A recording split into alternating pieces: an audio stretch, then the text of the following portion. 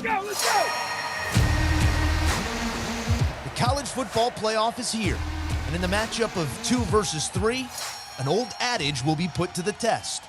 If defense does in fact win championships, then these two are true contenders. The men of Michigan, 7 years of growing doubt, sparking a goal realized, with head coach Jim Harbaugh finally slaying the dragon that stood between his team and the college football playoff. Where there's a will, there's a way, and the will was very strong with our team. But with one beast beaten, another animal awaits. A Georgia Bulldogs team that led the country in defense, surrendering less than a touchdown per game throughout the regular season. But that mettle recently tested by a rival of their own. They didn't do any damage. No, what it did is reinvigorated our energy. The beauty of this game, who you were is not who you are. So who are you gonna be? Two proud programs, both trying to elevate to an elite air reserved for the game's best. It's time to punch a ticket or pack your bags as we get set for the CFP semis.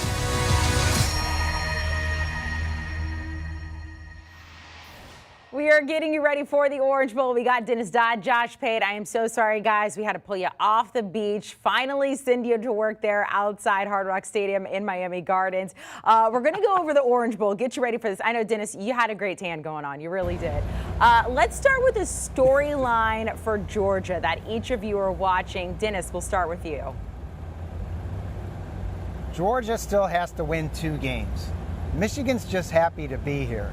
They win tonight, it's just a pass-through because their destiny is to win the national championship, and that's what it's been not only for this season, but going back to when Kirby got here and proved he could get through in 2017 and lost that heartbreaker to Alabama.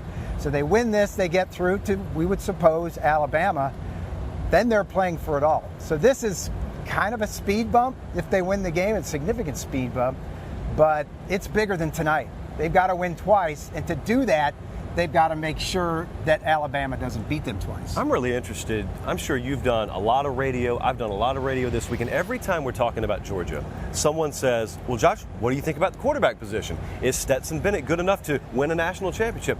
Well, my answer is it's not one word. It's not yes or no. It is yes or no, and then ellipsis, which they taught me in Harris County High School is the ... after the phrase. Look, the bottom line is, Dennis, if Georgia doesn't do better than 3.6 yards per carry, the answer is probably no. Stetson Bennett's not good enough tonight, which means I'll be watching more so than the quarterback position early on. I'll be watching how that Georgia ground game operates. I know a lot of focus is on the Michigan ground game. To me, it's just as integral for Georgia to be able to run the ball tonight. I mean, think about how infrequently we spoke about Georgia running backs by name in the SEC championship game. They got outrushed, by the way, by a team that just flat out admitted we have no run game coming in.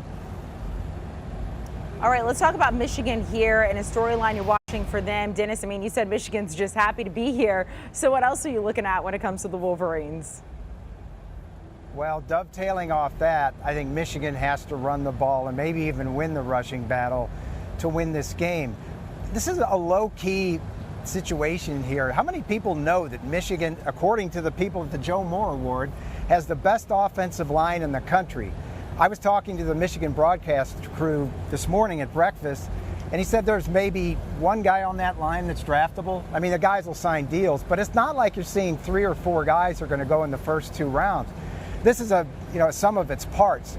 And Michigan has been very good running the ball. But it's also a team that ran for 112 yards, a season low against Rutgers. The next week, a little bit more palatable, 112 yards against Wisconsin, who we know plays quality defense.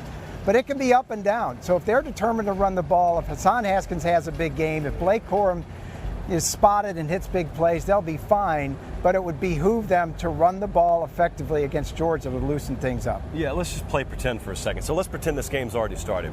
And let's pretend, Dennis, we're latter portion of the first quarter. And you're watching Cade McNamara, the Michigan quarterback, operate back there in the pocket. And you find yourself saying, wow, he's got a lot of time. Kind of like the SEC championship game. I think that would lead us down a road that not a lot of people, including you and I, are really talking about right now. And that is the outside fringe possibility that if Michigan wins this game, it's actually because they threw the ball more effectively than anyone thought. Bryce Young is the Heisman Trophy winner. So it's not the biggest shock in the world that he lights Georgia up. I think it was a big shock that Alabama's O-line was able to stand up to that Georgia pass rush. Very curious, I am. I got the sentence in the wrong order there, but I am very curious about whether that Joe Moore award-winning offensive line, do they pave the way to pound the rock, or do they play complementary football, and are they providing a clean pocket there? Because even Michigan, if you give them time to throw now, even Michigan can light you up in the passing game. Very curious I am. Little Yoda, that's all you are, Josh Pate. Let's get a play here. Let's get some betting underway. Let's get a play on the total here. 45.5 is what it's set out right now. Josh, we'll start with you. Yeah, never seen Star Wars, but I have seen this play out before, okay? These totals, when they're sitting at 45.5, they are begging me, Dennis, take the under. 24-21 would still be an under, brother. Take the under. I'm just going to, out of principle, take the over. But I've been listening to you all week, and I have really found no flaw in this thinking. There is no elite quarterback here. There's no elite receiver. So absent the game-breaking potential out wide on the perimeter, I just think 7.5 points is a gift. And I think Michigan, if I think you've got a shot to win the game outright, and you're giving me 7.5 points with that live dog, I'm going to take Michigan, and somehow it goes over. Yeah, I agree. 7.5 is way too much. A lot of recency bias. Well, not recency bias. I think Las Vegas measured the entire season, not what Georgia looks like right now, to get to the 7.5. Yeah, they may cover, but this weather, here's a little tip for the bettors out there.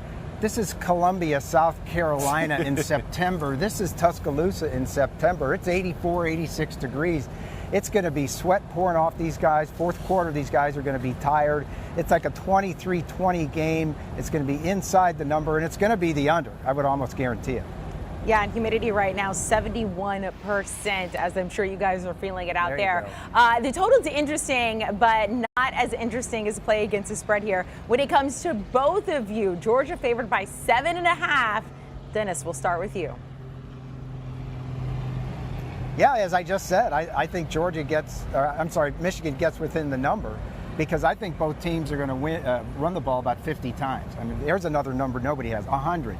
The combined rushing attempts by both teams, unless there's something crazy going on and there's a lot of turnover. You can almost see both teams rushing the ball for 50 times each. So, yeah, again, I think it's under the number, and that hook, as you know, is very tempting and really makes people think twice. Yeah, to be honest with you, the more Amanda talks about the humidity level, the more I concern about the gleam on the forehead, the more it rises. Yep. And so I'm going to keep it short and sweet. Yeah, Michigan plus. Especially if we get 7.5 there. That hook's very rusty, Dennis, as you know. 7.5 with Michigan, yes.